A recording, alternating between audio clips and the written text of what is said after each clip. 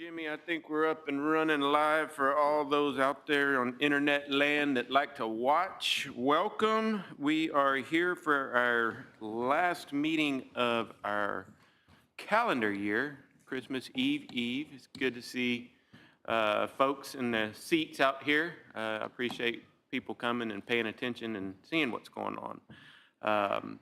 We do have a quorum present, so let's stand for our prayer and pledge, and we'll get started. Lord, as we come and journey through life's trials, grant us the strength and resilience to endure. Help us to lean on you when we feel weak and to draw from your endless well of grace. May we find comfort in your promises and be reminded that we are never alone. Father, grant us the strength to face our challenges with faith and with courage. Help us to trust in your timing and to remain steadfast in our hope. As we enter this Christmas season, Lord, here in the next couple of days, we just thank you for sending your Son to die for our sins so that we can live freely. We ask these things in your name, Lord. We thank you and we praise you. Amen. I pledge allegiance to the flag of the United States of America and to the republic for which it stands, one nation, under God, indivisible, liberty and justice for all. All right, Ms. Jamie Leal, do we have folks signed up to speak? We do. Brian Camber. Mr. Brian Camber, come on up. We give 3 minutes to speak. I'm sure that you've timed this out perfectly. Was it quick? I apologize, Judge. Thank you.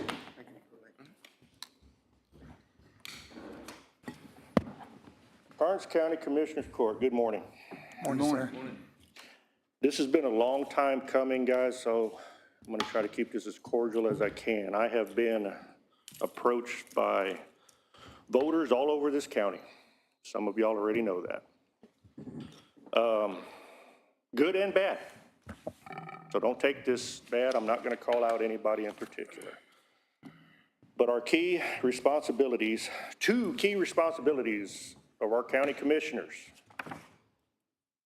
infrastructure, supervising the construction and maintenance of county roads, bridges, other public facilities, which include courthouse, jail, library, records building.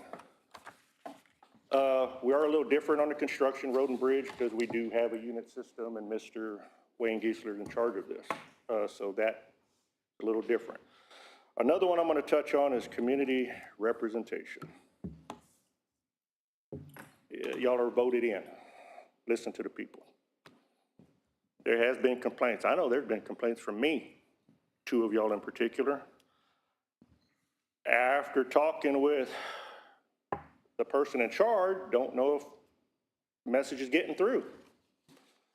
It's happening all over the county, people. Everybody's precinct, except one. With that, another big item which goes to the infrastructure. 2 months ago, I missed last month's meeting. I heard it was interesting.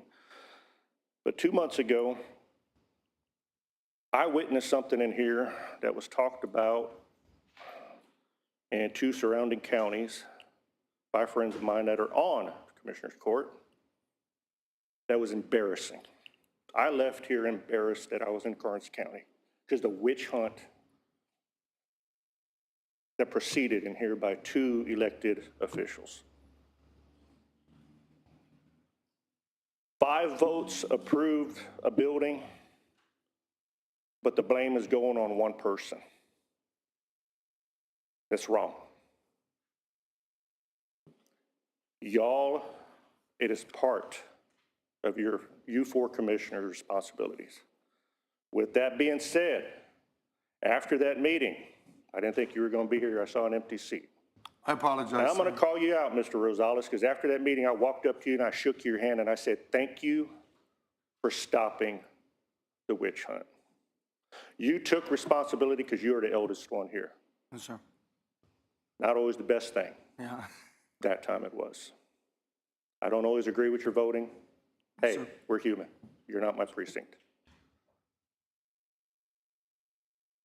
We can only grow by this. We start this meeting out every month with a prayer. Guys, remember, we're doing this first and foremost for the glory of God. Keep our county up. Years ago, our county was pretty decent. People's attitudes, egos have been hurt, and now we're taking it personal. The vendetta has got to That's stop. 3 minutes, Mr. Kimber. Thank you very much for your comments. We appreciate it. Mr. Viatric, continue to keep up. Any others signed up to speak this morning? Ms. Leon? All right, we're going to move to item number 6, is to discuss, approve, disapprove, adopting a resolution for the Karnes County Appraisal District Board of Nomination. That is myself, I don't see Tammy here. You should have this in your packets, and this is what we do every year for the appraisal district. We need to adopt this resolution for the Karnes County Commissioners Court for nominating a candidate for the election of Karnes County Appraisal District Board of Directors for the 2026-2027 term. Tammy has agreed to serve in the past. Tammy is agreeing to serve in the future. I'm seeing a smile and a shaking head back there. If somebody would like to adopt this resolution, I'll read it, sign it. Make a motion to approve adopting the resolution for the Karnes County Appraisal District Board nomination. Second. Okay, we've got a motion and a second. All those in favor of adopting this resolution signify by raising your right hand. Anybody opposed? I'll read the resolution now. Resolution of the Karnes County Commissioners Court for nominating a candidate for the election of Karnes County Appraisal District Board of Directors for the 2026-2027 term.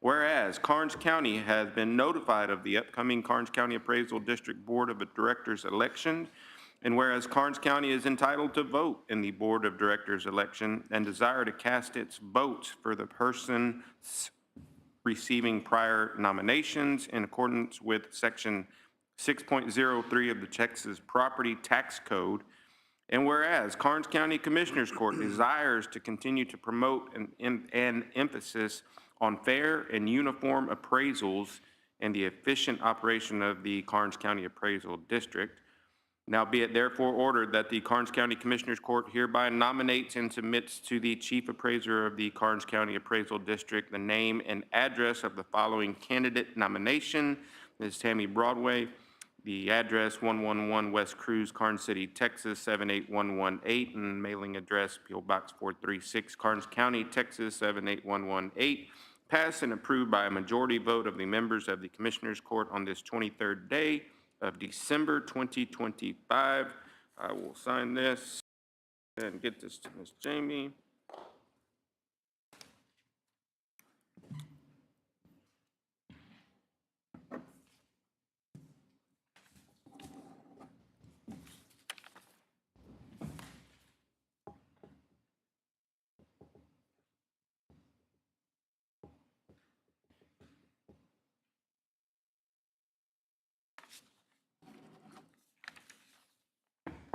Two copies here.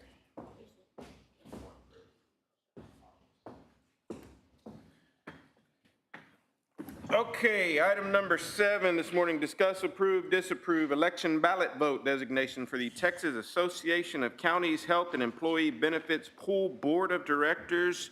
Ms. Elaine, do you want to come up and give us a little more information about that? I don't remember us ever doing this before in the past, but we haven't been with TAC Health. Good morning, Commissioners. Good morning, Judge. Yes, we have only recently joined TAC January 1st of this year. So this would be, excuse me, the first year that we would be part of this nomination process.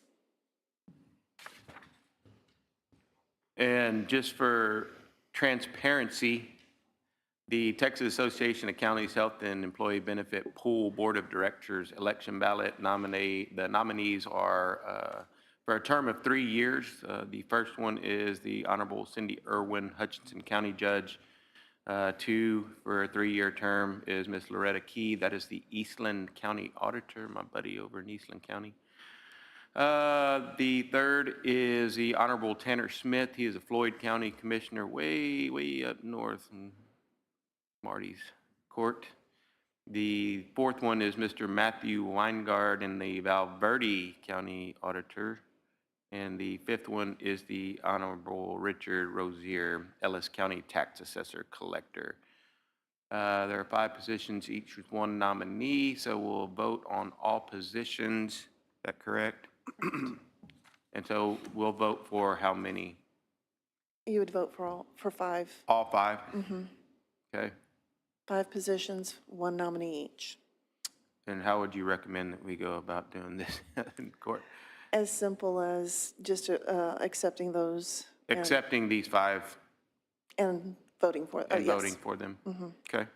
Any discussion from the court? I'll make the motion to approve item number 7 with the 5 people discussed. Voting for those people? 4, F-O-R, voting for those people. Approved. 4 voting for those people, I'm sorry. Okay. I'll second it. Okay, we've got a motion and a second. All those in favor signify by raising your right hand. Anybody opposed? None. Motion carries. Thank you, Elaine.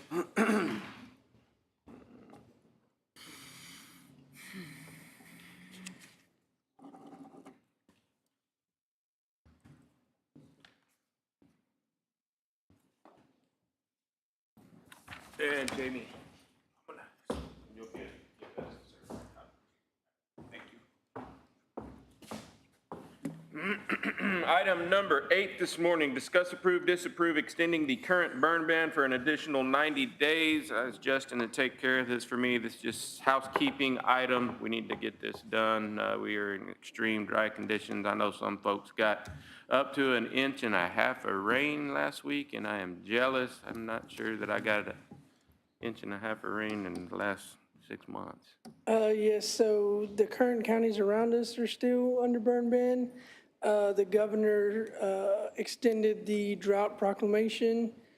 The burn ban permits seem to be going well, keeping our numbers low for our fire departments. So, I mean, my advice would be keeping the extension and keeping the burn ban in place. That's up to y'all's discretion. Justin mentioned the ag exemption burn, and it has worked really, really, really well. I don't have a lot of folks that come in, but the folks that do operate dozers, that have the equipment, that do things right, and I'm happy to grant those, and we have not had any, knock on wood, we've not had any issues with that. And a lot of times your dozer operators out there, they don't get paid until they get those piles burned. So happy that we're able to do that. Any other discussion on burn ban? Judge, may I? Yes, I sir. do have discussion. So my understanding is because we are in a continued drought, we want to continue the burn ban. Is that accurate? Yes, sir. I acknowledge we are in a extreme drought right now. But according to the Texas A&M Forest Service, our forecast fire danger is in the low percentage right now. All the green areas, I don't know if anyone can see it from there, but green, almost all of Texas is currently in a low forecast for fire danger. Also, according to the Texas A&M Forest Service, our forecast fuel dryness is all above the normal moisture right now. Right. I do not deny that it's dangerous to burn, but there's a lot of things we do that are dangerous in our daily lives, folks. And court, just as the judge said, the people who do this for a living and they do things right. The problem with the burn ban is that you're tying people's hands when we do have that opportunity to burn. Court only meets twice a month. And so for us to rescind a burn ban is very difficult, especially if you get 2 days of rain in a whole month. Last week we had a day where it was drizzly and wet for a whole day. That would have been a perfect day to burn. And then we had a day where I got almost 0.6 of an inch of rain. So I think being able to take advantage of those opportunities is key for us to be able to maintain our properties. But by instilling a burn ban or setting a burn ban, we're making it extremely difficult for people to exercise their freedoms and their ability to take care of their property. Right, and the people that do, on those days that it rains, like my phone's ringing and they do come in. And, yeah, Judge knows, like they do come in and they do it the right way. They come in and get the burn ban permits. I understand. I don't feel we need to make extra hoops for people to jump through to exercise their freedom. If if tonight it rains at 8 p.m., are they going to be able to get a hold of you to get that permit? You know what I'm saying? They could come in the next day, or they could, if they see that, hey, it's gonna, there is weather, we could do it from Monday to Friday, or Monday to Monday. I understand. Judge, I've pretty much made my position very clear on this in the past, and I think it's understood now. I would just ask that if the court votes to reinstate the burn ban, that we read the prohibition of burning so that people have a full understanding, or at least I'd like to make a few points on it.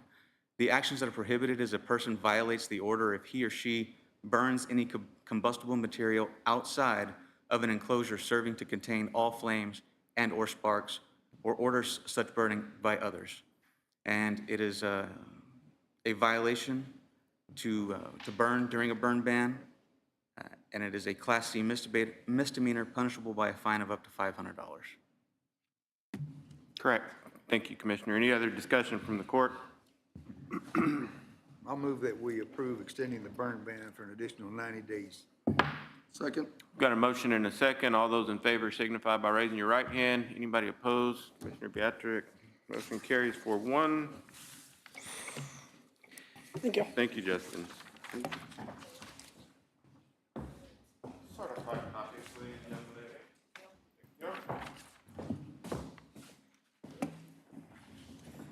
Okay.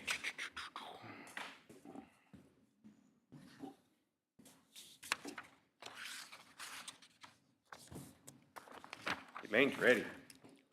Item number 9, discuss, approve, disapprove the request by the Karnes County HR Director to approve a budget amendment to move the $1,000 donation from Mr. John Banks of Purdue, Brandon, Fielder, Collins, and Mott LLP that was acknowledged by court on November 25th, 2025, and receipted into GL 100-380-1001.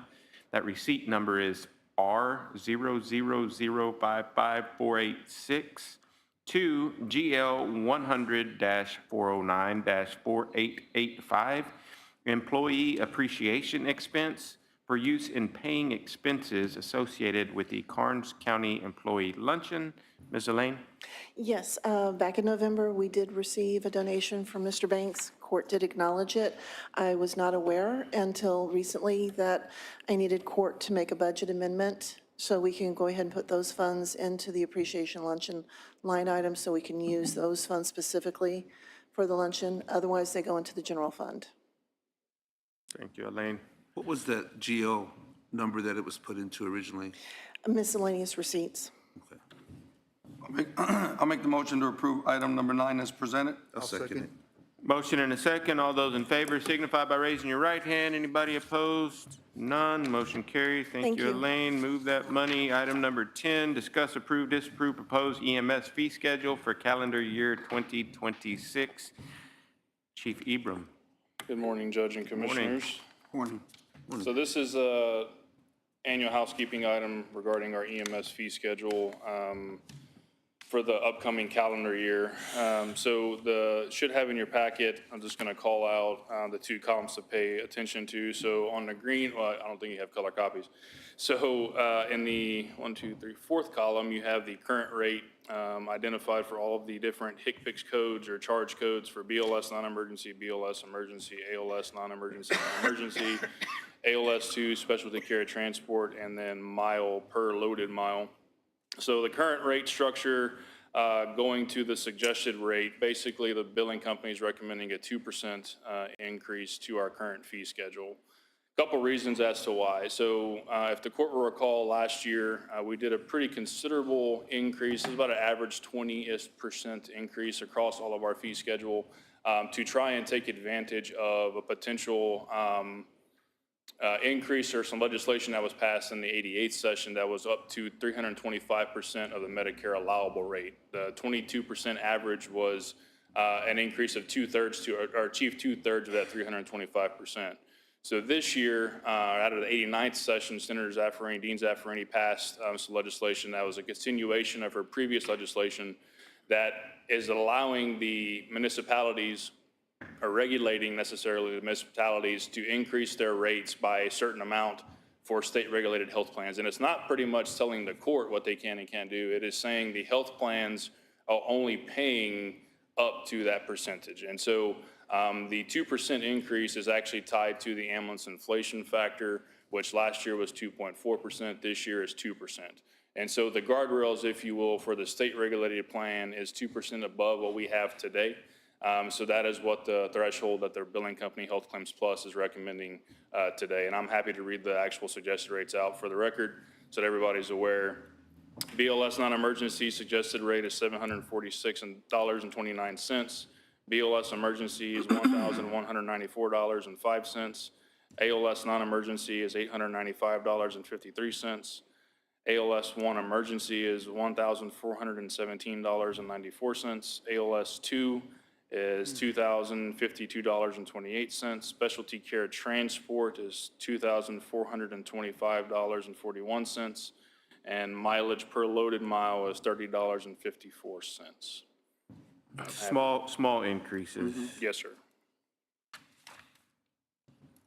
Happy to answer any questions if the court has any. Discussion from the court? Make a motion to approve item 10 as presented.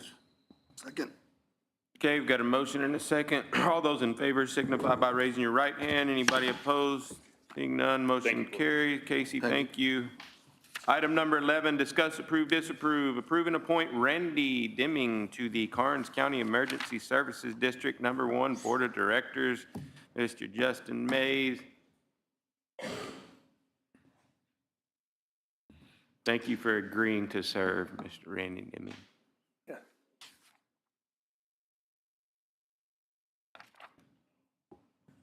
Is this an action item? Are we doing this or are we waiting? I'm sorry? Oh, I'm sorry, I didn't see him coming up. Yeah.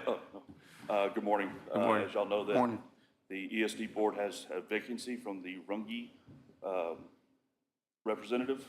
It is on the Runge Volunteer Fire Department and the mayor to appoint Mr. Deming. Absolutely. And Justin, do you want to come by to swear in an oath, or do you want to do that later? We can do that later. Okay. Yes, sir. We can do that later. Thank you for agreeing to serve. I think David Reynolds was the one who is stepping off, and David served for a long time, so we appreciate his service, but really appreciate you stepping up and doing that. Have fun with it. You bet. Okay. Any discussion from the court? This is an action item.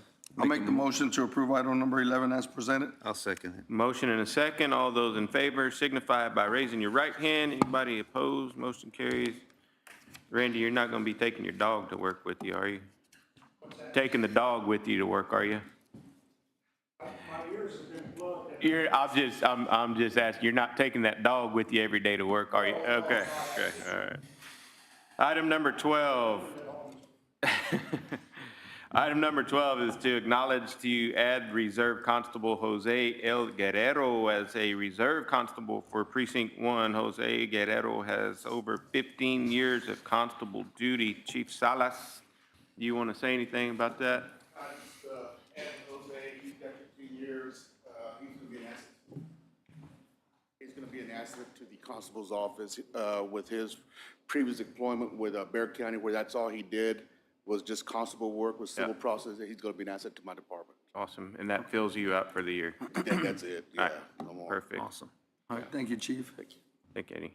Item number 13, discuss/take possible action how to utilize for county purposes or dispose of 2014 Chevrolet Tahoe. That VIN number is 1GNLC2E05ER200357. Commissioner Beatrick? Thank you, Judge. Court, we have this 2014 Chevy Tahoe, and it was previously in juvenile probation. It was parked in the back parking lot when I started here, covered in leaves, and it had previously been deemed surplus. My understanding is the ladies were driving it, and it barely got them halfway where they were going, and they barely limped it back. I did some investigation, and my theory is that the shift cable on that vehicle broke, and so it was not in the right transmission gear, and so it was not operating properly. It has 130,000 miles on it, so probably at the time they said, we don't want to deal with a vehicle that has transmission problems, let's just surplus it. And then it sat there for a while. It was going to get put into the surplus auction we had earlier this year, and the question was brought to me, do any of the vehicles, are any of them in good enough shape that the county could utilize them? And I said, well, this one's in the best shape. In fact, I'd be willing to buy it if it went up on surplus auction. So we held that one back from the surplus auction, and then it sat for about 2 months, maybe 3, waiting for airbags to come in for a recall. I had no desire to drive the vehicle around with a bomb in my face. So once the airbag recall was complete, I did some more checking on it, and I've determined that for worst case scenario, if we were to have repairs made to the vehicle, we would be looking at an expense of $5,287.68. The largest item on that ticket is actually tires, about $1,200 for tires to be replaced on that vehicle. The same kind of vehicles that were sold at the surplus auction sold for about $5,000. I was originally planning to revamp this vehicle so that Justin could use it for emergency management, but when the truck became available from the ag extension, that vehicle would be better utilized for him. It could tow the heavier trailer that he may need to move every now and then. This vehicle could be used as a pool vehicle for the entire county. It could be used for the elections department to move their trailer or other equipment. It could be used for the IT department to move equipment from one office to another, or we could surplus the vehicle. If I were to complete most of the repairs, I've got about $715 worth of parts that need to be put onto it. And again, we could start off with just about $20 worth of parts that it could be driven around and tested. I would not like to put tires on it right away. I'd like for someone to utilize it close by to make sure that we don't have any other major mechanical problems. I didn't feel right driving the vehicle any extended period. I've driven it 5 miles, but it's not my vehicle. It wasn't issued to me, so I don't want anyone to say, Commissioner's out there driving a vehicle without, telling anybody. No. I just didn't want that. I want to be clear and transparent to the public and to the court. So we need to figure out what we're going to do with the vehicle. We could use it for surplus. We could use it for a pool vehicle. If we use it as a pool vehicle, someone's going to have to be designated as administrator of that vehicle. Someone's going to have to watch over it, get it issued out to folks to use, going to have to track expenses with it. I'm willing to help with that if necessary. It's probably easier to issue it straight to a specific department, but then it's not utilized by the entire county. I know that other counties, some other counties have pool vehicles that they use to go to conferences. Now, do I want to crawl in that Tahoe and drive it to Lubbock? I don't think that I do. But, instead of going and spending all kind of money on a new one or a gently used one, if we have a vehicle that is serviceable for, close, Commissioner Beatrick and I talked about this, is it good enough to go to San Antonio and back? If I go to ACOG at least once a month, 4 times a year, I go twice a month. I go to, on the Camino Real board at Lytle once a month. Is it roadworthy for that? Without replacing the tires, I wouldn't want to go too far, but I would definitely trust it in the county. If we had a flat tire, it would be easy enough to take that person and. Does the court have direction on this? Do we want to use it as an in-county vehicle? Maintenance, Renee, I believe, has all the vehicles that he needs, getting the girls moving around for cleaning other offices around the county. Hate to just give one away and thank you, Commissioner Beatrick, for all the work that you've put into it so far. And just one other point I wanted to make is when we utilize a vehicle, or when a county employee utilizes their vehicle for county use, we have to reimburse them for that usage. We're paying 70 cents a mile reimbursement. Mm-hmm. So this would be one way that we could reduce that expense to the county, or at least that would be my hope. Commissioner, have you reached out to any of the other departments that you listed a while ago and checked their interest in that? And their need? I haven't been able to talk to the elections department. That recommendation was made to me last night. I've talked with the IT department. He's open to it. I've talked with the auditor who has recommended the pool vehicle because other counties do it, and it seems like a logical step. So, but I did announce it here in court, asking that if any other departments were interested, and I had very little feedback. Jimmy does, travel countywide fixing things. And if you haven't had interest from anybody else, and if it's, if it's not really a roadworthy vehicle for officials, whether elected or appointed to travel great distances, maybe that's the solution for it, is to give it to Jimmy and let Jimmy's guys. Judge, the life expectancy of that transmission. I can't give you a definite answer because I don't know the history of the vehicle. I don't know how well it was maintained before. If a vehicle is properly maintained, it can go several 100,000 miles, but. Commissioner, Yes, sir. okay, right here you have a total, what it would cost to get it fixed, but that's through a dealership would be $5,287. That is correct, sir. By no means am I trying to throw anything more on your shoulders because you carry enough weight in the county, and we really all appreciate that very much. But you mentioned that you may be able to put in some of these parts and get it roadworthy before we would install the tires to where it would be capable of going 60 miles out of town or 70 miles out of town. Right now with those tires, it's only county bound, right? That is correct, sir. The county's paying me a salary, and I want to earn that salary, so if I can utilize my previous experiences to save money for the county, I will do so. Okay.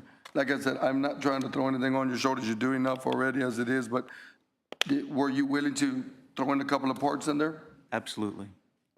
Nothing major, like if the transmission goes out, I understand that, but No, my intent was to repair the transmission shift cable, along with change the engine oil, service the transmission, service the rear differential. The back door does not open properly because the button, it's a button open instead of a latch. The button has failed. I was going to replace that button. And other than that, that was the major stuff, other than tires. I'd like to have another key cutting program, but I don't have the equipment to do so. that's not too expensive. No, sir. Again, the parts, it's a parts estimate from O'Reilly Auto Parts. That was just me getting a baseline price off of the website, was $715.66. For the parts? For all, that would be, again, servicing the engine, by servicing the engine, I mean changing the engine oil, changing the spark plug wires, belts, flushing the transmission, changing the engine coolant, all those major maintenance items that come up around 100,000 miles, because we don't know that they've been done, I would take care of those. And again, we could start with just the $20 transmission repair part and operate it for a few weeks to make sure that nothing else fails. That'd be how I would approach it. I don't mind doing that for a pool vehicle, because if you see later on, you're expert mechanic, so if you see later on that it's not going to be feasible for the county, we can always throw it into surplus afterwards. Without having a bunch of money sunk into it. Yes, sir. Yes, sir. Okay, with that being said, I will make the motion to approve to utilize the 2014 Chevrolet Tahoe for a pool vehicle with minimal parts being put into it. I'll second it. Okay, with that motion in a second, where are we going to pull those $20 funds from? We're going to have to create a budget for. Judge, it'd have to be contingency, since we haven't budgeted for it. Okay. Is that all right, guys? That added on to my motion for contingency. I'm Okay. sorry. It was a motion by Rosales, seconded by Lissy. Couldn't hear. Who made the second? I did. Commissioner Lissy, move your microphone closer to you. People can't hear you. Okay, we've got a motion and a second. All those in favor signify by raising your right hand. Anybody opposed? None. Motion carries. Thank you, Commissioner Viatric. Yes, sir.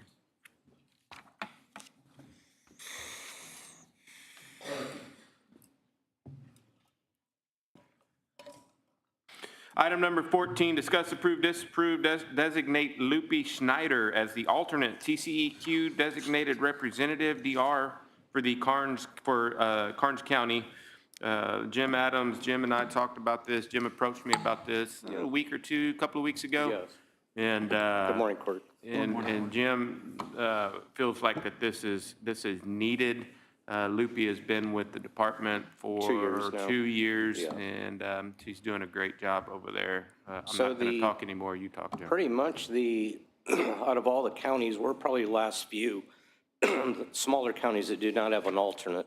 So the licensed DR is responsible for not only approving the permits, giving the authorization to construct, and to approve the final install, in addition to the compliance part of it. So we handle all the complaints and all the wastewater violations and all that. The way to look at this, if something were to happen to me tomorrow, this would throw the court into a tailspin to try to find a DR, whether it be through Region 13, or try to plead with another county to get somebody over here to approve every permit, every authorization to construct, and handle every kind of. So by approving this, or at least considering it, it would put me in a position where I can get her training and get her licensed. That's usually about an 8-month process, and then get her in the field to get her up to speed. So that's kind of where we're at now. It makes sense for continuity. This is no reason, in no way is it a work-related or workload-related request. It's for continuity. Absolutely. Guys, I met with Jim, and he explained everything he explained to you and everything. I think it's a great move for Karnes County. Agreed. It is. She's been with us a long time, and so that's longevity right there. And that's going to help her grow. I think it makes sense to me, so I'll make a motion to approve agenda item 14 as presented. I'll second it. Motion and a second. All those in favor signify by raising your right hand. Anybody opposed? None. Motion carries. Jim, thank you for doing that. And Lupe, welcome. Have fun training. Item number 15, discuss, approve, disapprove rental service agreement with South Point Rentals to provide portable toilet for the KCRB Karnes City Shop facility. Wayne is not here. I guess I got this. So from what I understand, We need porta potties in the yard. I get porta potties. They're, South Point Rentals, they're looking at maybe trying to get something out there so that they're not bringing all the shop material into the main building. I know the previous garage over there, shop, they had their own restrooms back there. So this is my understanding that that's the reason for it. I think Ms. Tapia has reviewed that. Yes. We're good on that? Yes. Okay. And that's pretty much, he had the annual cost was $2642, and using GL 200-680-460 under equipment rental line item. I don't have any more input on that, so Yeah, I mean, what's your other option? The guys going inside the building all the time? They're trying to degrease and try to to- get in there without trashing the place. That's pretty much what You know, it is. dig a new sewer line, spend, I don't know how many tens of thousands of dollars to tie into sewer and create another bathroom. Yep. Judge Mann, Yes, sir. I understand the need, Court. I think we need to go ahead and get these portable toilets out there for the crews to utilize, but I would like to proceed or look into in the future a permanent solution to this. I don't like porta potties as a permanent solution. There is not a bathroom out there at the shop. There's not a good place for the guys to wash up and degrease very well. I mean, there's a faucet out there, but we can do better for them. So at this time, yes, I will make a motion to approve agenda item 15 as presented. I'll second it.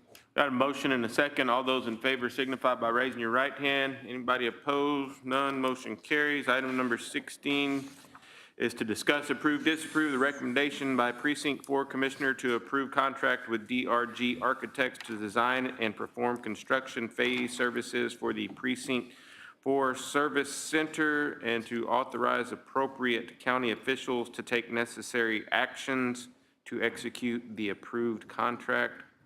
Commissioner? So, Court, this is a standard AIA document. I think we just did one for Precinct 2. It is it's almost the exact same thing from that. I've given this to Ms. Tapia. I've also given it to you guys last week, so y'all could have time to look over it. I think, Ms. Tapia, did you have any issues on it? It was all good. That's pretty much it. So any questions on that one? Judge, may I? Yes, sir.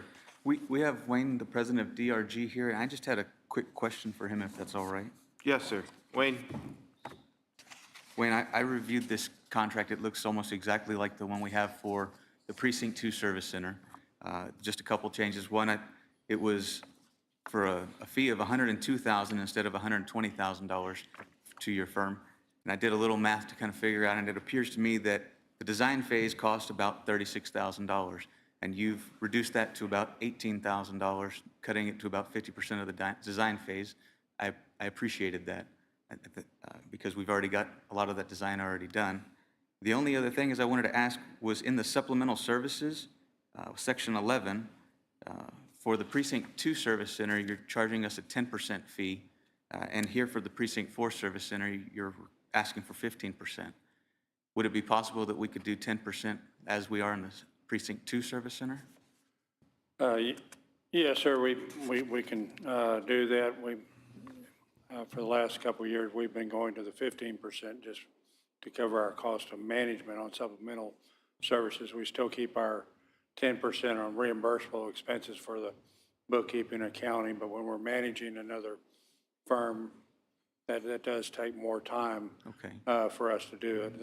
The original one was supposed to say 15%, so you really got your discount on the first one, but we can do that if that pleases the court, but I'd rather keep it the way it is. I think that probably would come out about somewhere around $1,000, $1,500 difference, but I can go either way on that. That's not to me, that's not a deal breaker. We did make sure that we did reduce the fees to, we spent a substantial amount of time making sure that the two structures were going to be similar between Precinct 2 and Precinct 4. So that's why we're not doing free work. I mean, it's unethical for us to do free work for public entities, but we did the work in the first project. So we're reusing that design there for this phase. But I'll leave it up to y'all's discretion as to whether you want us to change that agreement to 10% or not. I understand your reasonings, and it makes sense to me. I just wonder if the court has any other input before. So, morning, Wayne, how's it going? So you're saying that the first one should have been 15%, that's your norm? Yes, sir. That's the reason that there's a difference between the 15% and 10%. On supplemental services, we're actually managing, we have oversight and management of the sub-consultants. So that's where, we're spending time doing that. On the reimbursement, it's more of a bookkeeping and invoicing. It's a cost of business multiplier. That we have other contracts actually where we roll all that into the basic fee. There's some auditors that just tell us we don't do any reimbursable expenses, so do it all in the fee. So we just calculate that and put it in the fee. But when we do reimbursable expenses for travel, for printing and those costs, we do it with the actual cost plus 10%.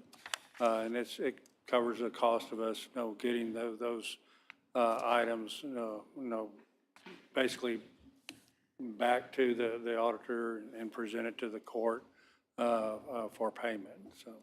But in the instance where we have supplemental, like the civil engineers, we don't have a fee on top of those services to manage them, to work with them, to give them direction of what we need them to do. So that's where that other 5% of their cost is all we're charging on top of that. Which you said it's between maybe at the end of the job, 1,000 to 1,500? Yes, sir, that's about what that is going to be, the difference on this size of project, so. Which was supposed to be charged on the first one and two, Yeah, yes, but it sir. wasn't, it was just Yes, sir. oversight? Yes, sir. Okay. Commissioner One? Well, I don't have a problem with it. I understand. I don't want it to be a deal breaker either. I understand everything is getting more expensive as we go. It was more of a question as to, What? why. And honestly, Commissioner, I didn't notice it. We didn't have it on one and changed it on the other. I was just, it's where it's our customary way of what our markup is there. So if it's any consternation or if it's any uncomfort on the part of the court, I can change that and accept that. It was not intended to really be different from one project to the other. I didn't realize that it was not in there on the other contract, so I can change that and go on. I also have no desire to make this project drag on any longer. I would rather see things start moving forward. Me too. I just didn't want to hold up things today, and being that we really want to try to get this project out, for bidding, after the first of the year. We are really working on it. Whichever way the court really decides to go with this, if we change it, if we could at least accept it to just initial it and go on, I'd rather do it that way than pull it back and not do it. I guess that's my only hesitancy this morning is that do it one way or another, but I ask you, if we could move forward with it. It's two separate projects. We don't need to either approve it with the way it is, or the other project's already been approved, I believe. I'll make the motion to approve item number 16 as presented. I'll second it. Got a motion and a second. All those in favor signify by raising your right hand. Anybody opposed? Motion carries. Item number 17, discuss, approve, disapprove, authorize Thanks, Will. signers for Thank you, each William. fund. Item number 17, discuss, approve, disapprove, authorize signers for each Fund 500 capital outlay line item attached regarding invoices and work authorization as deemed necessary for the projects. Jennifer Tapia and Tom Dupnick. Hey, Court, good morning. I was asked by a couple commissioners to get clarification on our new capital outlay fund, which is Fund 500. Judge is the budget officer, and y'all oversee the budget. So this will give us the ability, whenever purchase orders are requested, does that person have the proper authority to create that purchase order, and do they also have authority to sign the invoice when we're presenting an invoice for services? So very quickly, each of y'all have a worksheet, which will make it real easy to write down notes. So the first item on the capital outlay is annex repairs. I know Renee works a lot on annex stuff, and so if y'all could designate who y'all feel is the right person to be in charge of any items to be charged to that line item, and then so on and so forth, and purchase orders.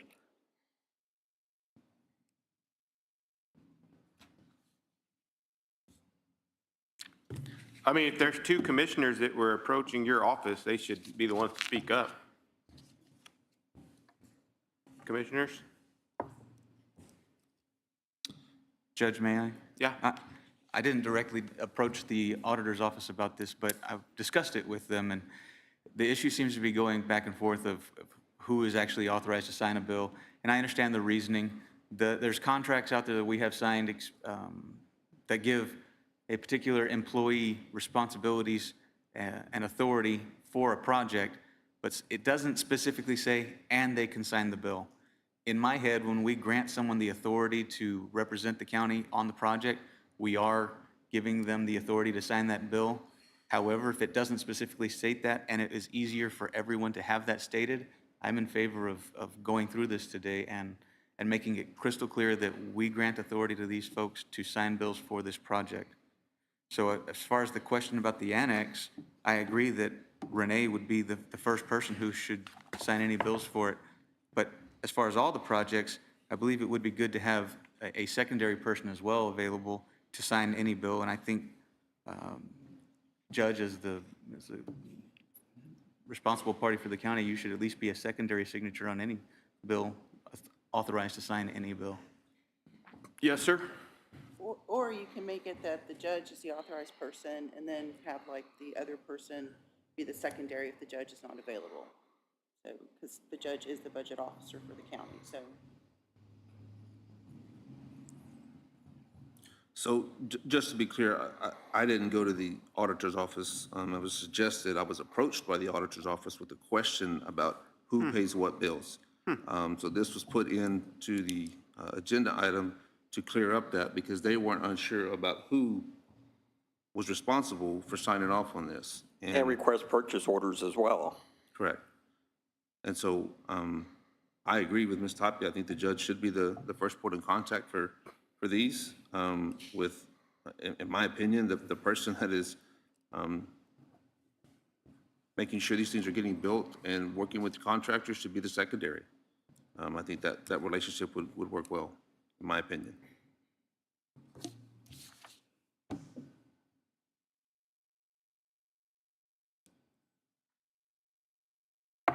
So, Court, I guess my understanding is we probably need to go through this list and at least name someone as at least a secondary signer for all these 500 funds. So I'll start with the annex repairs. I agree that Renee would be good. Does anyone else have discussion on that? Feelings? No. No? I agree. All right. Agreed. I agree. My feeling on the archive records building, being it's in precinct 3, we would probably have Commissioner Rosales. Commissioner, how do you feel about that, sir? Totally agree. Audio upgrades, I feel like our IT department, Jimmy, would be a great person to sign for those. I agree. The CAD system, I would say the Sheriff's Department, Sheriff Bailey. The EMS unit, I would say Casey Ebram. Gillette EMS station, should we put Commissioner Rosales as well? Commissioner, how do you feel about? I don't know how to answer that one because I know the judge is taking care of that on that note. He's done a lot of work and put a lot of time and effort into that being possible. Should we then name our EMS director, Mr. Ebram? Judge, how do you? I'm fine either way. You know, we're about to close on that property that we did not overspend on, despite what That's what- one specific That's what I'm saying, the people are judges. saying. But I'm happy to work with Casey on that, or you, Commissioner Rosales. Either is fine. I can do that with the judge because I know he's overseeing it 100%, so I can do that with him. And that's good, Court, because we have 3 names, so if we get a bill, we know that one of the 3 have authority to sign. So on that one, is it all 3? Is that what you're saying? Casey, Judge, and Rosales? Yeah.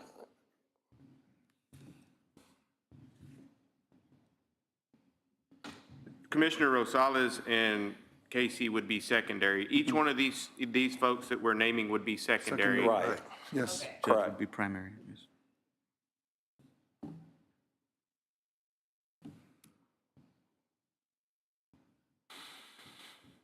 We have a Runge EMS station. Would that be Commissioner Geisler and Did you Mr. skip Ebram as one? well?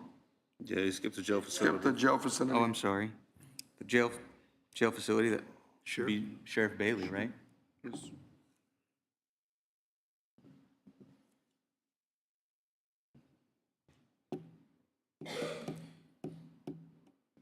Runge EMS station, I would be fine with Commissioner Geisler or with Mr. Ebram.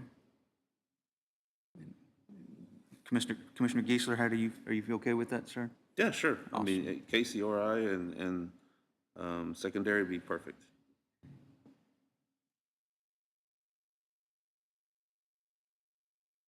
Jail facility improvements, I would assume Sheriff Bailey.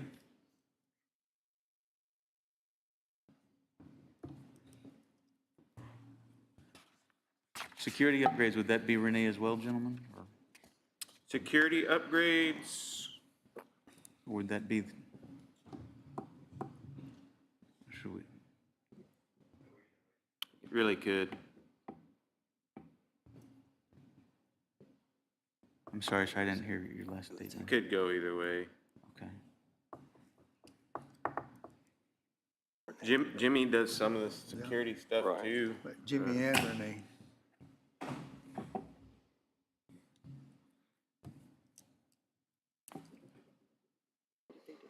Think about that. So then, Jimmy and Renee. court, we would say Jimmy, Renee, or Judge, correct? Jimmy and Renee. Judge is first. The judge is always first on all these. Yes.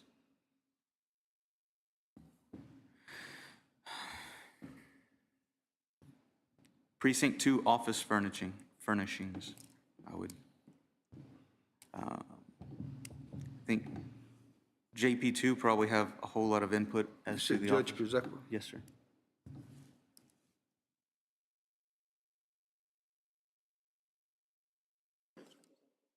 Yeah, I'll put JP.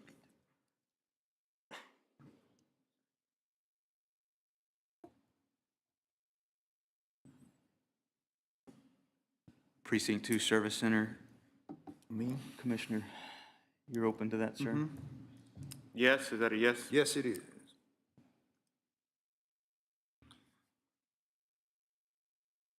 Commissioner Lissy, would you like Judge Krzekwa to also be able to sign for those things when she's going to be right there every day, Sure, probably? that'll be fine.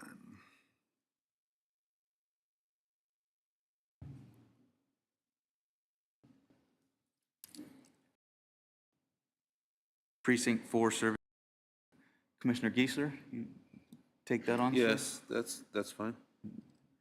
Would we like to also name Judge Sotelo? Or, Sure.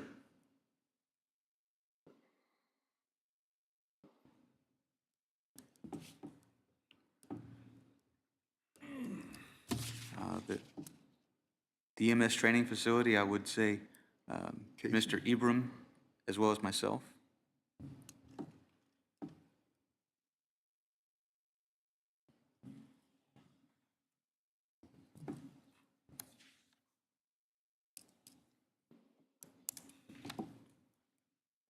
Tom, would this resolve all of our questions and help Yes, us sir, to and I operate well? appreciate y'all spending the time going through each of these for clarification purposes. I'm gonna have Casey come up and address something for transparency. Clarifying question, are we only talking about invoices and pay applications, or are we talking about change orders? Or I'm just procedurally, I want to make sure I understand, because if there's a change order that comes, and historically, I've been signing those as a designated representative, and it's all within the allowances. So are we just talking about invoices, or are we talking about any decision regarding a project has to go through the judge first? I'm just trying to get some clarification from the court or the auditor. I think the way I'm seeing this is just invoices, right? Yeah. That's what I'm looking Payment at. of bills, right?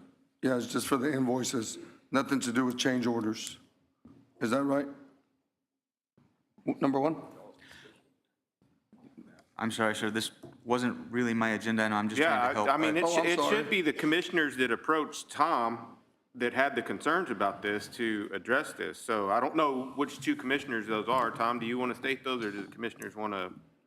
I don't, Judge, I'll- I mean, Commissioner Beatrice and I talked about it, Commissioner Lissy, I talked about it, Commissioner Geisler. I just wanted clarification from my office, can this person sign or not? Because once again, you're the budget officer, I don't want someone doing something that you're not aware of, Judge. That's what this is all about. This way we know going forward. Okay, this way going forward, pardon me?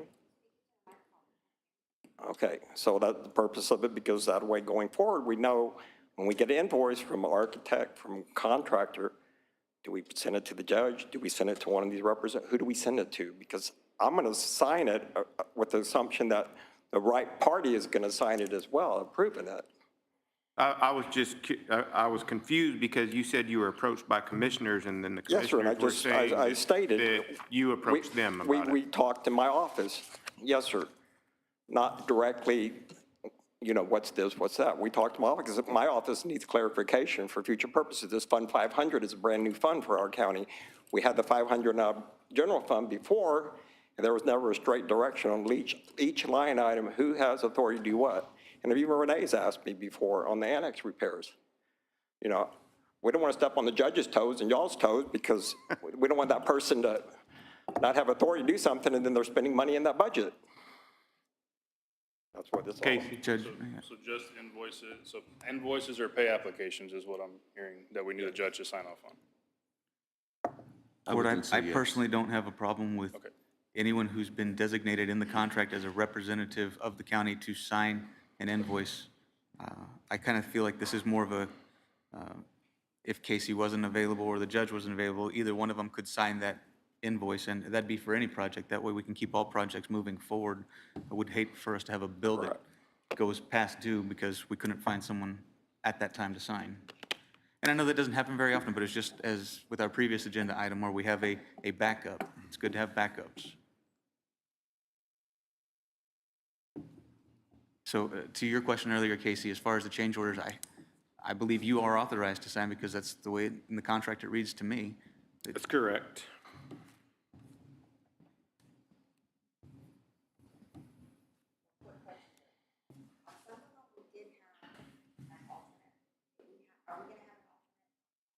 That's what this is, this agenda item is addressing. I'm assuming, I've got for the annex Renee Montalvo, for archives James Rosales, for audio Jimmy, for CAD Sheriff, EMS Casey Gillette, James and Casey Runge, Commissioner Giesler and Casey. The jail is going to be Sheriff, security is going to be Jimmy and Renee. The Precinct 2 office is Judge Kurzekwa. Precinct 2 building, Commissioner Lissy. Precinct 4 service center is Giesler Sotelo, and EMS training, Casey and David. Thank you, Judge. That's what I have. That's what I have. So the bills will come to the judge. If he's not available to sign it, then the secondary will sign it. I'm always available to sign.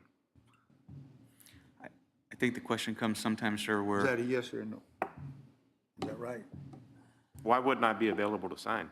Well, we never know what tomorrow brings, do we? Oh, okay.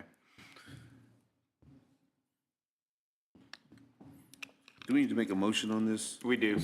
I make a motion to approve the changes and additions on the, to authorize signers for each Fund 500 capital outlay line item that's attached, regarding invoices and work authorization as deemed necessary for the projects. I will second. Okay, we have a motion and a second. All those in favor signify by raising your right hand. Anybody opposed? Motion carries. Item number 17 is done. Item number 18 is to acknowledge the annual tax report of taxes collected during the fiscal year 2025, required by Tax Code 31.10. Ms. Tammy. Good morning. How's everybody doing today? Morning, ma'am. Outstanding. Okay, during the time frame of October the 1st of 2024 through September the 30th of 2025, my office collected $21,785,820.24 in Karnes County M&O taxes, $2,282.71 in INS taxes, and $3,713,706.93 in road and bridge taxes, for a total collected fee of $25,501,809.88. This is the county portion only. Last year's physical collections for the county only was $25,479,301.09. The total amount of tax that my office collected for the county M&O and INS was, I just said that, $25,501,809.88. Less the attorney's fees, which we paid Purdue directly, and that comes directly out of what the taxpayer is paying for their taxes. The fees that went to Mr. Mr. Banks's office was $49,700. $718,070. That was paid to Mr. Purdue's office. The penalty and interest that was collected during that time frame, and that was this is the amount that was not calculated in any of the M&O rates, was $116,767.08. That was extra funds that our office collected because people didn't pay their taxes on time. In addition to that, my office collected $3,110 in tax certificate fees, $4,660 in beer license fees, $137.55 in copy fees, $570 in NSF fees, $9,617.12 in escrow, $8,022.87 in mobile home escrow. And what mobile home escrow is before the Community Affairs in Austin will transfer a mobile home title, they have to put funds in escrow to the county they're moving that trailer home from so that our taxes will get paid. At least part of it will get paid, because that's just based on last year's amount. $24,917.37 in personal penalty fees, and $44,618.99 in VIT tax, which VIT is for the dealerships. So that's what my office collected for the county portion and for all those extra items last year. Awesome. Thank you for that report. I didn't have the full breakdown of that. Will you shoot me an email with that? Okay. Thank you. Yes, sir, I will. Item number 19, acknowledge and present the continuing education transcript for the reporting period of January 1, 2025 through December 31, 2025 of hours received by Tammy Broadway, Karnes County Tax Assessor Collector, according to Tax Code 6.231. This is a requirement of this office, and it must be filed annually with the Commissioners Court. I see that you've got all that done. This is just a housekeeping item. I have to present this in Commissioners Court, and then I will turn this stuff over to Jamie for her to get it filed. But I have to do this to Commissioners Court so that the public knows that You did I 56 kept and up on my, 3/4. my continuing education hours. 15 of them were got at the June conference that I attended, and 13 were received at the November conference I attended. So the majority of these hours were collected at conferences that I was able to attend. And yes, as the judge said, the total hours were 56.75, and I'm required to get 20 every year. Thank you, Tammy. Thank you, ma'am. Thank you. Okay, item number 20 is to discuss/approve/disapprove a budget amendment for Fund 197, Operation Lone Star. Here we are again, Sheriff. Yes, this is a budget amendment for Operation Lone Star. There was a little confusion last Commissioners Court. I think Tom has it. Yeah. The number was listed as 03 and it should be 04. So what we're doing is we're moving monies out of the overall budget of the 100,000 that the grant was awarded for the fringe benefits. So we're moving a total of $15,952.27 out of salary line item 197-197-1210, which is salaries overtime, to FICA Medicare 197-197-2010, $6,429.65. Retirement 197-197-2030, $9,388.13, and unemployment tax of 197-197-2060, $134.49, equaling the $15,952.27. Thank you, Tom. I'll make the motion to approve item number 20 as presented. I'll second it.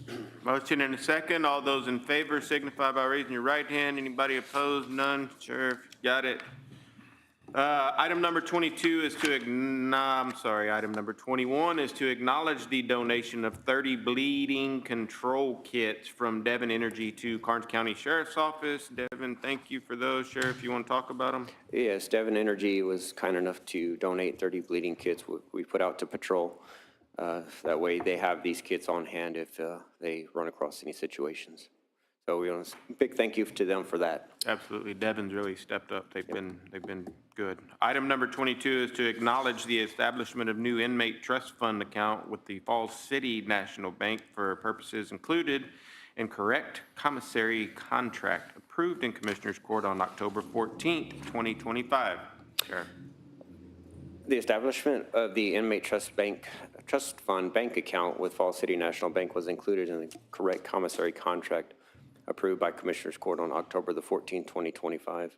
This account will be used for the deposit of commissary funds for inmates. Additionally, the commissary fund bank account was also established has been created to deposit KCSO jail commission checks, ensuring that these funds can be utilized appropriately in accordance with the approved contract.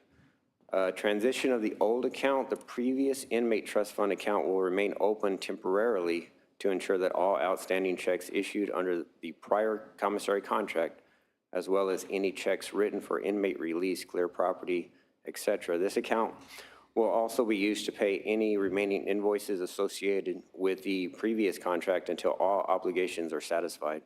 Once all transactions are complete, the account will be formally closed in accordance with county financial procedures. And of course, we will be consulting with the county attorney before we close it down. And I think if we have any outstanding, we just need to determine whether it's 6 months or a year and then eschew them to the state and be done with it. I think we've done that before. Any other discussion? All right. If not, then we are going to move to item number 23, and that is to acknowledge the opening of Karnes County Sheriff's Office and Jail addition requests for qualifications received as stated in request for qualifications. Sheriff. Yes, so all the requests were sent to the auditor here, and we'll get them open for you in just a second. We received 4 RFQs, Judge. We had a good turnout with request for it. And I brought my scissors. Oh, don't cut yourself. I have to get the bleeding kit.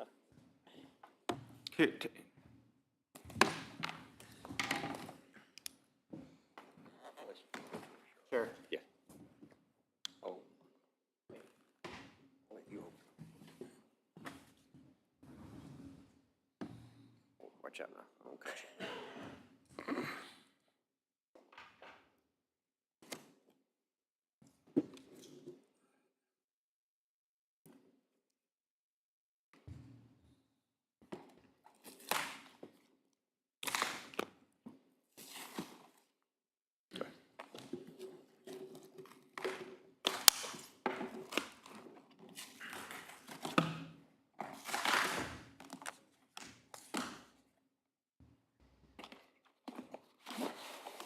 There you go. All right, go ahead. Where's it? All right, Court, the first one is from Brinkley Sargent with Genton Architects.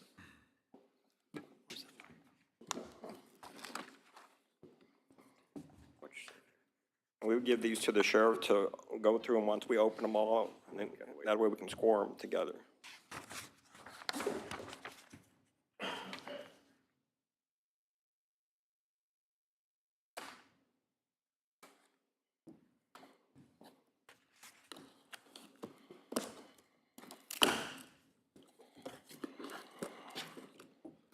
All right, so this was the first one.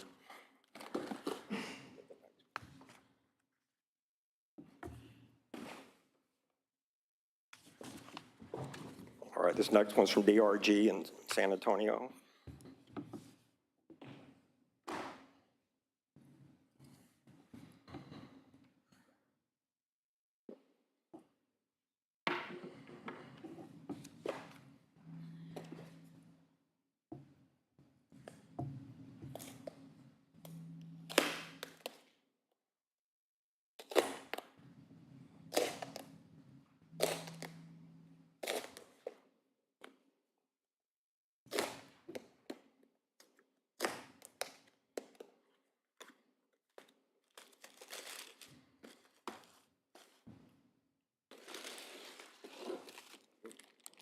This report, so that's on the DRG.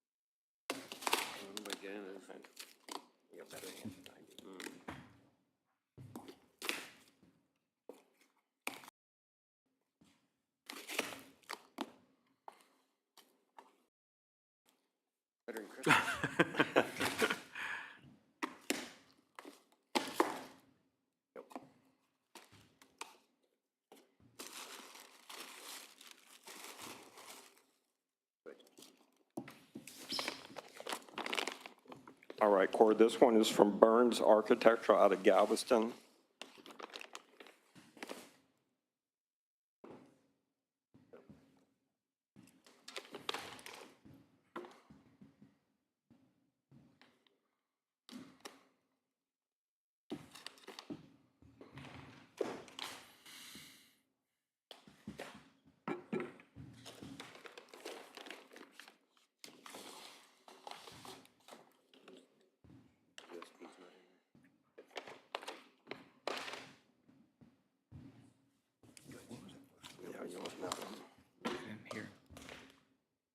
Is that Burns still right there?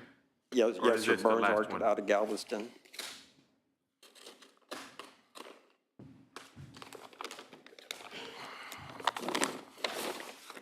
Okay, here's the ones from Burns.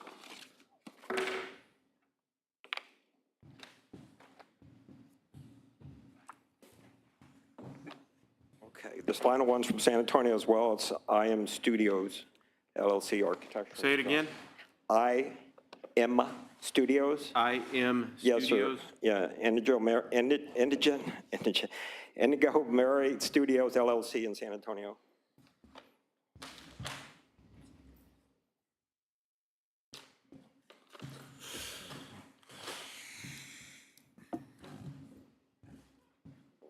No. You don't want to make sure they're sealed.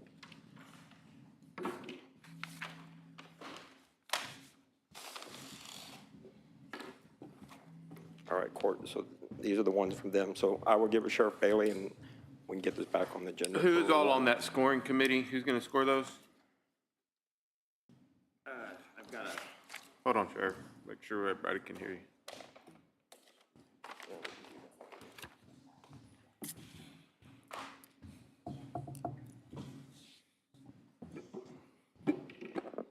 So it's going to be. Who's me. going to score them? Yeah? It's going to be me, Commissioner Rosales.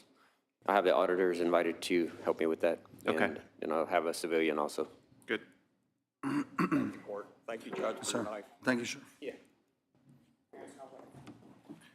Yes.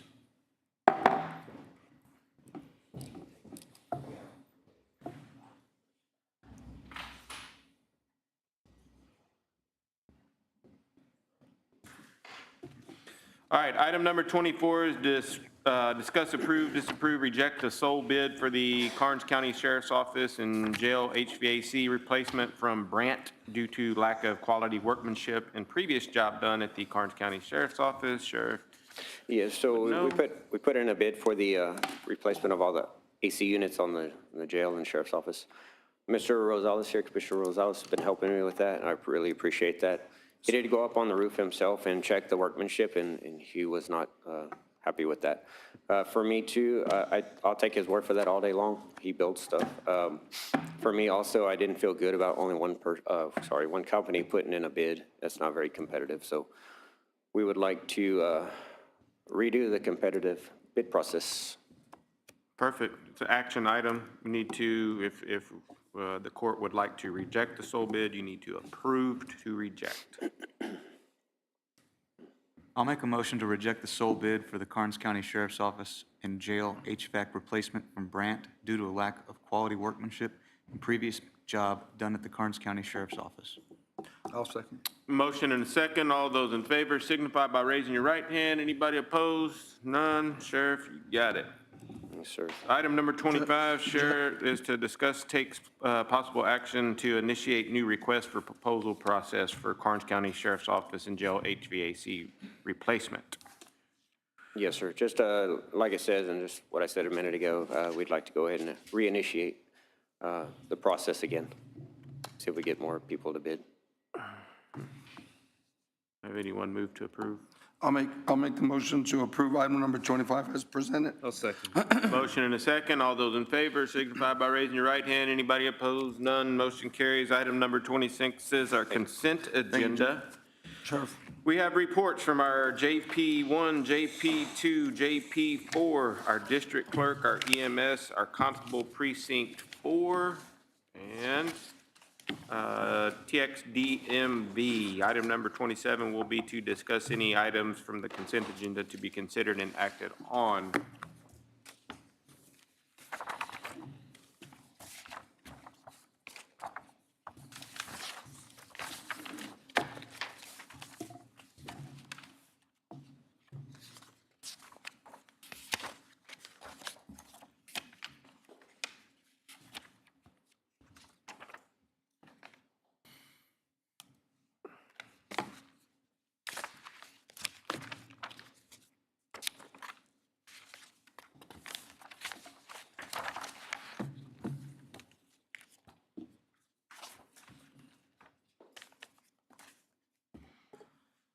I'll make the motion to approve the consent agenda as presented. I will second. Got a motion and a second. All those in favor, right hand. Anybody opposed? Do we need to take anything and discuss it on item number 27? Hearing none, we'll move to item number 28. I did not get an answer back in time to get it on this agenda, whether or not to put an actual item on there for a report. But I will tell the public what I got done since the last time that we got to meet. We met on the 9th and had our last Commissioners Court meeting, and then went to the hospital, had a meeting at the hospital, and then had juvenile hearings on the 10th. I was humbled to be nominated and elected as your new chairman of the board for the Alamo Area Council of Governments. I will serve as the chairman of the board for ACOG for this year. Like I said, I'm honored to be nominated, one, and to serve, and I will serve with a full heart. I had probates on the 11th, and then we had our luncheon, and then I had protective orders after our luncheon on the 11th. And on Friday, we had our second Friday breakfast that I attended prior to coming to work, which was really nice. I'm glad that that the Kennedy Chamber's putting that back on. And then we had our ballot draw, met with Geo to get all the bills paid, and then had a visit with Chief about some Senate Bill 22 spending. Last week, had county court on Monday and then a meeting with HR. And the 16th, we had lots of folks here for district court, and our state representative, Ryan Guillen, he's always good about calling. But Ryan stopped in and had a good long visit with me about things that our state rep, who represents our county for us in Austin, can do for us. And Wednesday was pretty slow. I caught up on emails and folks coming in. I had a gentleman come in even yesterday afternoon about 4:30 for a burn permit. And he was like, I didn't know if I was going to catch you. And I said, that I've had an open door policy for 7 years, and that's not going to change. I've always had an open door policy, and I enjoy people coming in and visit and asking questions and getting the truth. On 18th, had a good long meeting with VTX. There were some changes with leadership with VTX. So I had a closed door meeting with them. Then I was in Floresville, and we had a child welfare board. And then I had a gentleman pop in that's running for Congress, stopped in to visit with me. Yesterday, we were supposed to have Camino Real. Yesterday, I texted our secretary there at Camino Real, and I said, Susie, I'm sorry, I'm not Susie, Sherry, I'm sorry, but the day has gotten away from me already by 8:30. So turns out we did not have our board meeting yesterday on Friday, so it was good. Yesterday, met with the outside auditors, had probates and protective orders yesterday. So full-time job, folks. I work full-time for you. Continue to do so. Commissioner, Precinct 1, ready for your update now. Thank you, Judge. I asked Commissioner Rosales if he'd like me to present an update to the public on the archive building, and so if y'all will bear with me. Last month, Commissioner Rosales asked me to assist him with the archive building project. For transparency, I need to provide background as to how we got to this point. The project started around March 31st, 2020, when Karnes County entered a contract with DRG Architects to design a county archive storage building. The original budget for the project was $500,000. When the project went out to bids, none were received that came in under budget. The budget was increased several years in a row with no bids received that were under budget. In September 2024, the county requested bids again, and on December 10th, 2024, the Commissioners Court accepted the only bid received, which was from CNC Custom Construction in the amount of $684,984. Judge Hedke signed the contract on January 27th, 2025, and work began soon after. The first progress payment was approved by DRG in May and was for $43,200. The second payment was approved by DRG in June and was for $80,865. In the middle of July this year, DRG requested that CNC stop work on the building and did not approve the last request for payment in the amount of $86,130. At the beginning of this month, Commissioner Rosales set up several meetings with CNC Custom Construction and DRG Architects. In our first meeting, Mr. Rodriguez said he did not abandon the project, but was stopped by the architect. CNC was willing to continue working, but did not want to work with DRG due to personal conflicts with one of the architects. I don't know the details of the conflict between that architect and the contractor, but it created a lot of animosity that we were endeavoring to overcome. Commissioner Rosales and I assured CNC that we would assist in the successful completion of the building. To further help with the situation, DRG assigned another architect to the job. Through our conversations, we learned that the building was originally designed to be a prefabricated bolt-up structure. To expedite the process, the contractor proposed constructing a welded-up building. The architect accepted the proposal and requested shop drawings for the welded structure. Construction progressed to the point it is at now, and DRG had not received the shop drawings.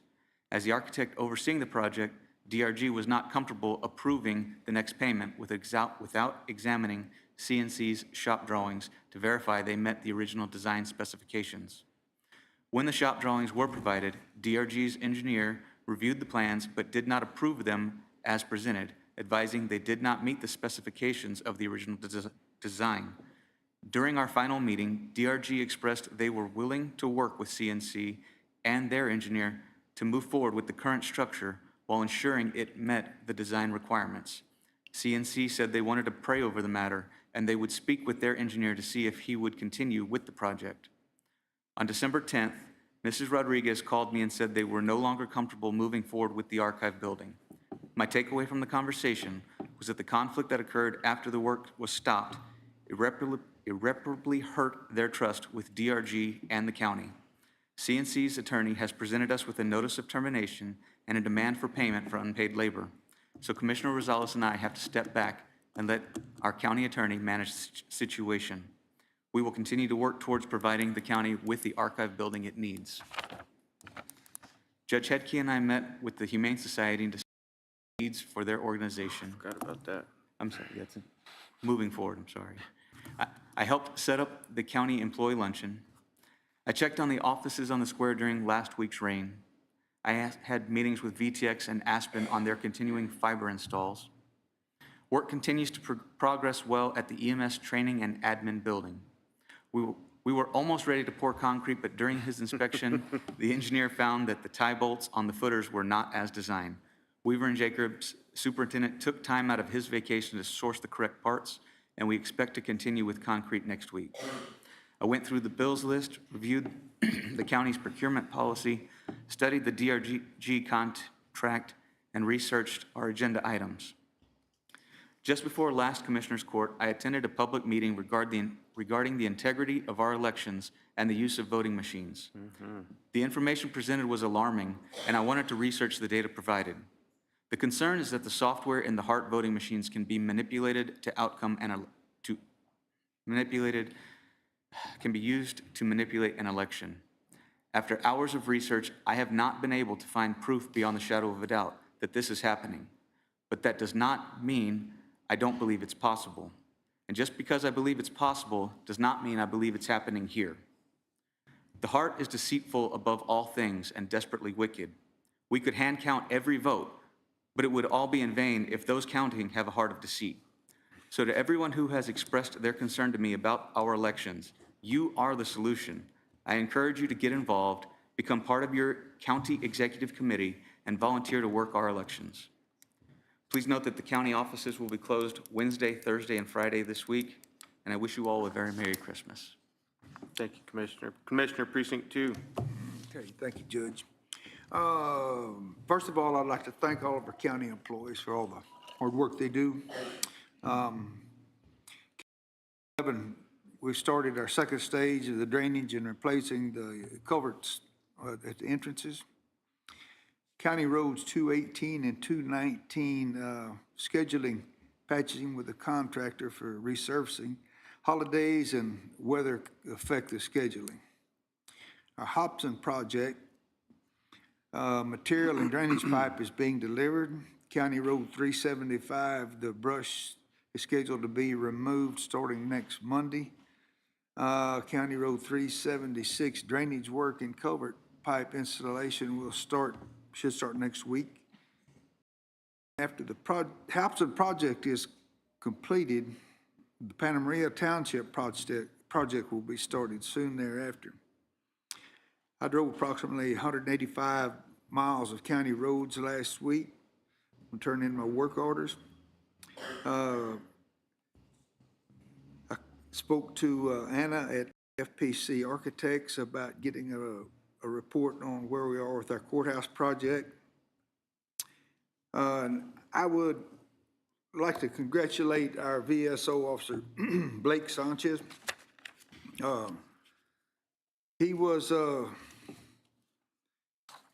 He's our Veteran Service Officer for his Excellent Service Award. He was awarded by the Texas Veterans Commission, and he is one of the 2 VSOs in the state that this award was awarded to.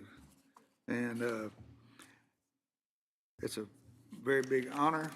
Congratulate him on that. I'd like to wish everyone a blessed and healthy and safe Christmas. Remember our veterans and their families, and God bless America. All right, Commissioner Rosales. Good morning. And after number one spoke up, I'm embarrassed to speak. He does such a great job on his reports. A great job, number one. County Road 289 has half the road cement stabilized, the other half is getting ditches and surface worked on. County Road 302 is getting drainage done, will be done this week, weather permitting. County Road 300, first course is done, second course will be done as soon as weather permits. County Road 263, installed some pipes to help with the drainage. Also worked on the archives building project, spent countless hours on meetings and phone calls. Next Commissioners Court meeting, which is in 2026, we'll have 2 or 3 agenda items on regarding the archives building. I want to touch back on the HVAC at the Sheriff's Department. If I may, I got on top of the building, and these are some of the complaints that I had that I seen that weren't done. Debris was left on the site from the change out of RTU number 6 rooftop unit. Number 2, the drain line was incomplete, left it draining on the roof. 3, control wire does not have liquid tight connections and has no whip.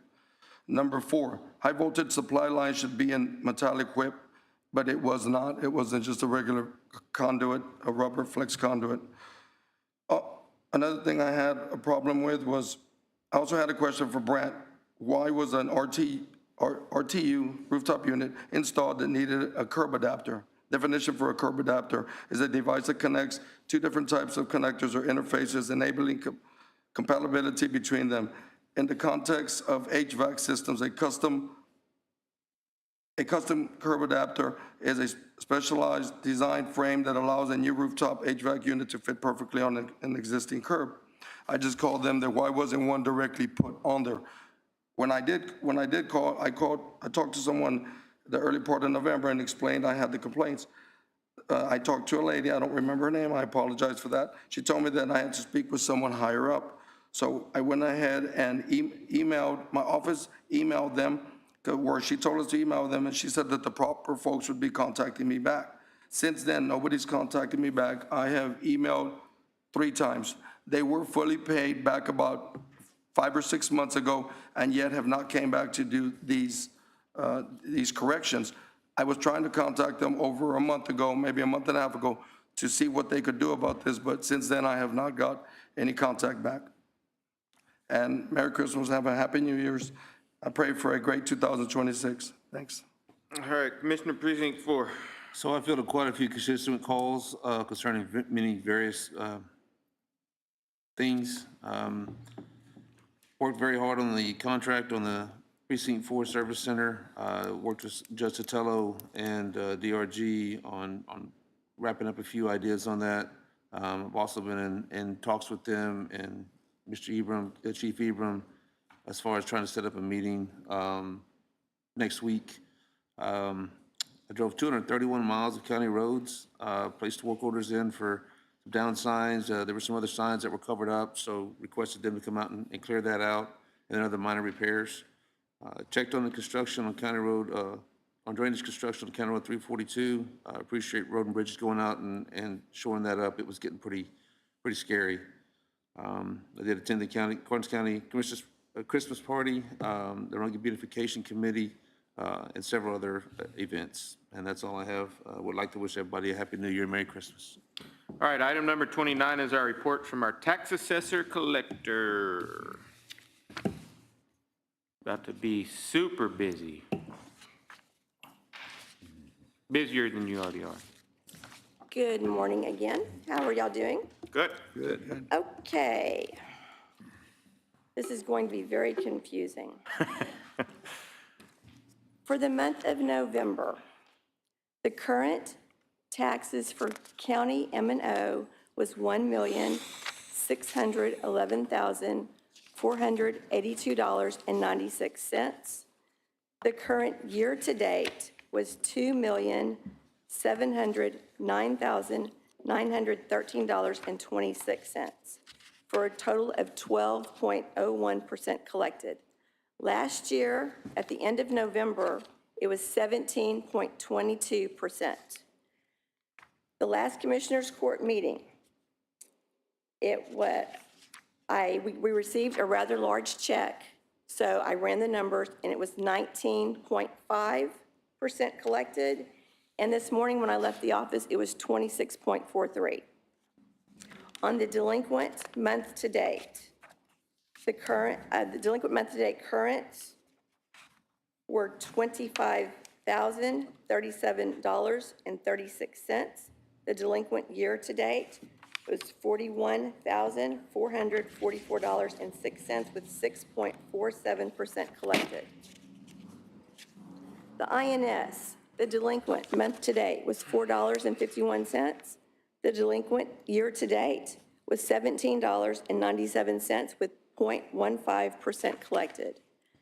The Road and Bridge, the current month-to-date was $275,066. The current year-to-date was $462,315.27 with 12.01% collected. The delinquent month-to-date was $4,216.06. The delinquent year-to-date was $7,040.90 with 6.01% collected. On December the 3rd, we received a mineral load from Dallas. They had missed a well, and so we mailed out an additional $277,321.97 worth of statements. Those were mailed out on December the 3rd. And then I just found out, and I'm going to actually read this for y'all. They are doing something new with the post office for anybody that hasn't paid your your taxes yet. The United States Post Office made a major postmark change back in August. The Postal Service now puts postmarks on the mail at the regional sorting centers, not here locally. What that means is if anybody wants to mail their taxes like January 31st, you need to put it in the mail a little bit sooner to make sure it gets postmarked in time. I checked with our delinquent tax attorney, and I was told the burden falls on the taxpayer. If it's not postmarked by the 31st, we will charge penalties and interest. Thank you, Tammy, and thank you for pointing that out. For those that mail checks, item number 30 is to discuss/acknowledge personnel changes. This is all departments. We do have some new hires in the sheriff's office, a new patrol deputy, a new jailer ×3. No promotions, transfers, or reassignments. We did have some resignations/terminations in the sheriff's office and the EMS department and tax office.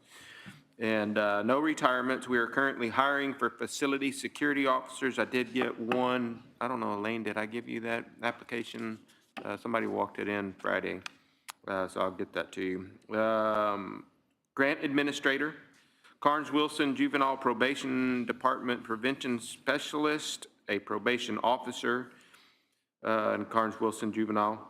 Road and Bridge is looking for Equipment Operator 1, Equipment Operator 2, and the Sheriff's Office is looking for bailiff and some patrol deputies. Item number 31 is the payment of bills. All right, Court, the total bills are $1,179,959.69. The majority of his road and bridge was $529,102.41. And our newly capital outlay fund was $525,718.17. And on the capital outlay line items, we had $70,615 for the architect for precinct 2 service center, EMS center, $259,438.17, and the CAD system sheriff's department of $195,665.